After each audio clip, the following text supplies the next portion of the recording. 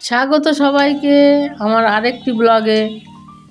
আজকে আমি রান্না করছি খুবই জনপ্রিয় একটি রেসিপি, চিতল মাছের মুইঠা। তো চলো সময় না নষ্ট করে রেসিপিটা দেখে নিই। এই আমি নিয়েছি চিতল মাছের গাদা।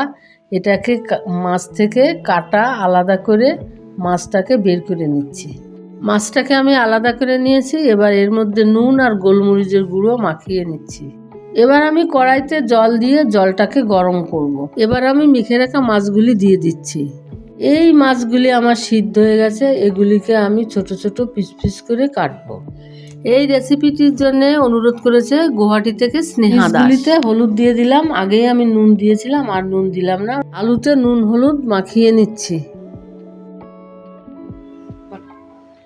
মশলা আমি বেটে রেখেছি, জিরে বাটা, আদা বাটা, লঙ্কা বাটা, সঙ্গে গরম মশলা। এবার আমি কড়াইতে ঘি দিয়ে দিলাম। মাছের পিসগুলি হালকা আঁচে ভাজতে হবে। নুন দিচ্ছি যাতে মাছগুলি লেগে যাবে না। এইবার আমি মাছগুলি এক এক করে ভেজে তুলব, কারণ চিতল মাছের মুইঠা ঘি দিয়েই ভাজতে হয়, তাতে টেস্ট বাড়ে। এক এক করে এবার আলুগুলোও ভেজে নিচ্ছি।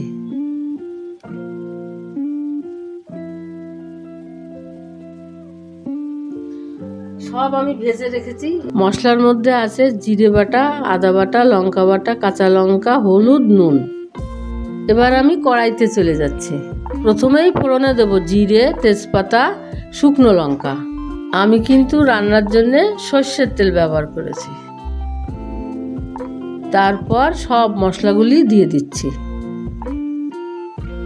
মশলাটা ভালো করে কষাবো।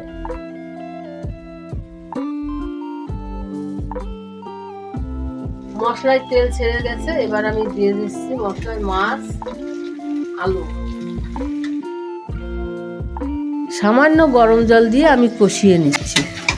ভালো করে কষিয়ে নিয়ে আবারও আমি গরম জল ঝোলের জন্য দিয়ে দিলাম। দিয়ে দিচ্ছি গরম মশলা। আবারও দিয়ে দিচ্ছি ভাজা গরম মশলা ও জিরে পাউডার। আমার হয়ে এসেছে। এবার আমি নামিয়ে নেব। শেষ। এবার আমি নামিয়ে নিচ্ছি। আশা করি আমার রান্নাগুলো আপনাদের ভালো লাগছে। ভালো লেগে থাকলে লাইক, কমেন্ট, শেয়ার করবেন এবং ভৌমিক কিচেনকে ফলো করবেন। এই আমরা চিতল মাছের মুঠা দিয়ে ভাত খাচ্ছি। আপনারাও বাড়িতে ট্রাই করুন।